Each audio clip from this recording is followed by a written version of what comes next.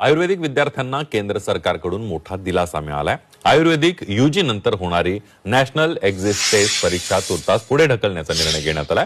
2019 साली पहिल्या वर्षाला असलेल्या विद्यार्थ्यांना आता नेक्स्ट परीक्षा द्यावी लागणार नाहीये। 2019 ऐवजी 2022 नंतरच्या विद्यार्थ्यांसाठी ही परीक्षा लागू राहणार आहे। केंद्र सरकारच्या निर्णयाचा महाराष्ट्रातील जवळपास 2 लाख विद्यार्थ्यांना फायदा होणार आहे।